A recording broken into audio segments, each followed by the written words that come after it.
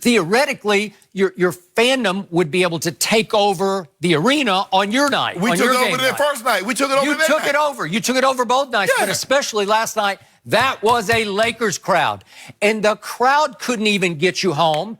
Why was it? Because the Clippers are just mentally and physically tougher than the Lakers. They just are. Whatever their DNA is, and it starts with little tiny Patrick Beverley. Yes. And did he get a bunch of rebounds last night? Yeah. Ooh, boy, he got 9 rebounds. That'll work, won't it? That's just sheer scrap. That's what he's made of, and it rubs off. It's contagious to the whole team. Montrez comes in, and he will not be bullied because he is a big, bad bully. He's a bully. He is. and all the rest of them just feed off length and defensive savvy and want to. This team comes out of the locker room wanting to play defense. And it's hard on the Lakers because the only reason they withstood the first quarter onslaught of Kawhi Leonard, because he scored 14 right out of the box, like, here, this is my game, this is my building, and by the way, this is Kawhi Town. It is now Kawhi Town. Stop it. So he said that. He made that statement in the first quarter, and the only reason your team survived was Kyle Kuzma went crazy hot. He did. He went someplace else, somewhere over the rainbow. He was shooting shots, like you said, catch and shoots that he didn't even catch it. It's like the ball just barely touched his fingertips. It was Christmas magic, and the ball is gone and through the hoop. We could have made a Christmas movie about it that would be an all-time classic, and it went on for a whole quarter because he scored 15 to Kawhi's 14, and you survived because you were up 2 at the quarter, which was stunning to me because considering Kawhi had been so dominant on both ends of the floor. Right. So then what did we see from LeBron? He finally started to make shots, and I guess his groin was okay. Maybe it was a Christmas miracle. I don't know. Miracle on whatever street, right? Right. Downtown. So what did he do? In the first, say, 5 minutes of the fourth quarter, he makes 2 threes and 2 jump shots, two-point jump shots, which is for LeBron. That was crazier hot streak than what Kuzma did in the first quarter, right? So did the groin look okay? But guess what? Doc said, Claw, you take him. And Claw switched off. Kawhi switched off onto LeBron at that point, and from the 6:39 mark all the way down to the end of the game, LeBron James scored 1 point. So what happened from 3? He missed another 3, and yet that made him 10 misses for the game. Do you realize 10 misses was the most in LeBron's career? Mm-hmm. He's never missed 10 threes before, and he missed 10 in the game. Well, it's hard to overcome missing 10 threes. Well, Skip, it seems to me that their plan was to go up under everything. Mm-hmm. Do not fight over the top because we don't want to run the risk of him going by us, lay the ball up, or put them in the pick and roll. So we're going under everything. We're going to concede that. The old Popovich strategy. Mm-hmm. Go under everything. If he makes it, we're going to have to live with that. Mm-hmm. Skip, he got great looks. I didn't think the only 3 that I thought he forced was that runner, but the time was running out. That was the one he did. I'm going to give him that one because the clock was down. Right. But so he shot it off, sort of one-footed it. The James Harden one. Yeah. So that was the only one. All the rest of them, Skip, he had great looks. He was square, and a lot of them was halfway down. You're like, and it spit it out. But Skip, can we stop this? I mean, if you look at it, you said Kawhi played great defense. Kawhi had no block shots and a steal.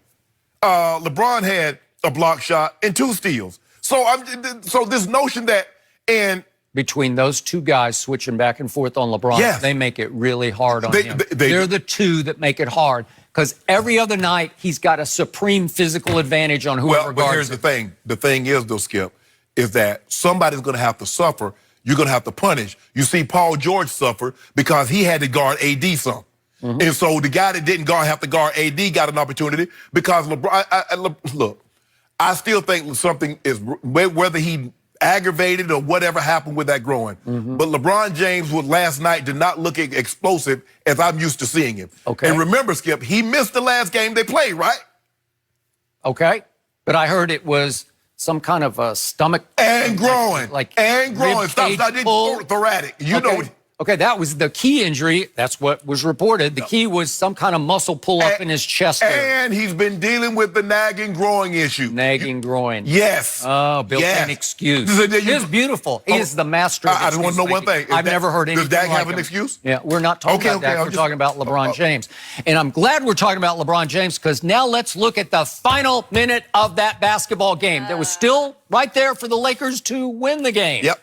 So, what happened with 41.9 seconds left? LeBron drove on Kawhi Leonard, and guess what? He got the foul call. He got the call, so he was explosive enough to get Kawhi to foul him. That was pretty good. And he goes to the free throw line, and he makes the first one. And now we go up, and he missed it. He's short again. He is simply the worst superstar late-game free throw shooter in the history of the NBA. There's never been anything as bad as that. That is his Achilles heel, and that was your team's Achilles heel last night because that could have made it, guess what? That could have made it a three-point game, right? But he missed it, and all of a sudden... But you make it seem like, he could have tied the game. Okay, but it was a crucial point that just hung over the game from that point. Yes, it did. So then, guess what happens after that? 22.9 seconds left. Kawhi got the rebound. He dribbled a couple times, and then they called timeout, and they couldn't advance it. But they come out of a timeout, and they go right down. And who took the quick three for the Los Angeles Clippers? Little Sweet Lou Williams, who can be the closer for this team, and he just jacks it up and missed it. And I was out of my mind rolling on the floor because Kawhi Leonard not only had the hot hand, he was dominating the basketball game. In that situation, just give him the ball and get out of his way and let him work. Let him work the clock. Let him work the lane. Let him either shoot a fadeaway or get to the free throw line because guess what? He was 8 for 8 from the free throw line. But Sweet Lou is their closer. Okay. So you got to live with it. Okay. More times than not. He was 1 for 5 from the field. He was playing one of the worst games I've ever seen him play. He had 4 turnovers, and he was 1 for 5 from the field. And they bailed him out because he missed that layup. And he missed the layup. I agree, and he got bailed out. I will give you that one. He got bailed out. But he hadn't even taken a three, and he takes a quick three, and it misses badly. And all of a sudden, LeBron James has a chance, the Lakers have a chance to figure out how to shoot a three to tie the game, right? Yeah. So what happens? He gets the switch that most any superstar would want. He gets the 6'1" guy on him, right? Yes. And he takes a dribble over near the side, and he starts to go up. And LeBron said after the game that he was surprised the call got overturned because he said the more you look at the replay, you can talk yourself into that the ball went out of bounds off me. Right. When in fact, he's saying that it did not, that it got hit past his hands. He said he didn't feel it. He said he didn't feel it. I'm sorry, I've looked at the replay probably 20 times, and I'm pretty sure the last skin to touch the ball belonged to the fingertips of LeBron James, right? But that's the thing, that's what I'm saying. But Skip, if you look at anything, it's amazing what slow motion will do. Slow motion will make you see things that, oh, that actually happened. Okay, but give Pat Bev credit, Skip, because he knows one thing. LeBron's got to get a three up, and time is running down. It's the same thing that happened in Game 3 of the Finals. Remember? Basically the same position on the court. What did he try to do? Try to bring the ball up, and what did Iggy do? On the way up, knock it, and it ends up going out of bounds on LeBron. Although this was a little different because it wasn't a down slap. He actually got the ball all the way up to about face level, and it was more of a punch. Right. It was more, he punched it back out of his grip, right? So it's not the basic usual down slap where you just slap it down. Because when you slap down, you can hit skin a little more easily. Right. But he actually aimed at the basketball when it got about face level and just punched it right back through his hands. Right. I heard several commentators after the game say that was a very dangerous play. Okay, not in this case. I think it was an incredibly smart play on Patrick Beverley's part because everybody knows in that league, LeBron is not good at the free throw line late in games. What would be the odds that LeBron James could get fouled on a three-point shot and with virtually no time left, he'd have made all three go stand at that line by himself and make 3 straight? I'd bet. He's never done that before. I'd bet. Remember the game in Philly? We ain't talking about Philly. We ain't going back there. We talking about now. I would have given it a 5% chance of him to make all 3 free throws with no time left, with the whole world, the basketball world, on the edge of its seats. There's no way he's going to make. Patrick Beverley knows he wouldn't make all three, so he knows he could gamble a little harder because you could make a case that the best play was to send LeBron to the free throw line. Don't let him shoot the ball. Normally, they foul, don't even let you get the three-pointer up. Some coaches says, we're going to foul, we're not going to let you get the three-pointer off. And then some coaches says, we're going to let you play it out. Doc clearly is one of those guys says, I'm going to let you play it out. And he gambled, and they won. It happens sometimes, Skip. They called a bluff, and LeBron ended up having to lay the hand down. The ball goes off the fingertips, his head, or whatever it went off of. Give them credit. They won the ball game. But you and I both know Lakers not supposed to lose that game. Because Skip, it's not like that, they scored 43 points in the second half. They didn't. The Clippers closed the game with 17. It wasn't like they couldn't get the ball. They missed wide open.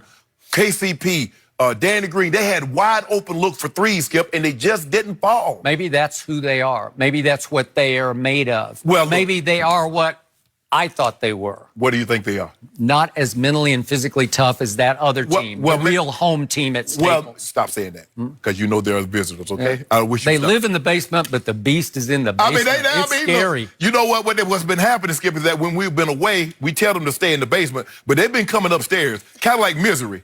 You remember that movie Misery?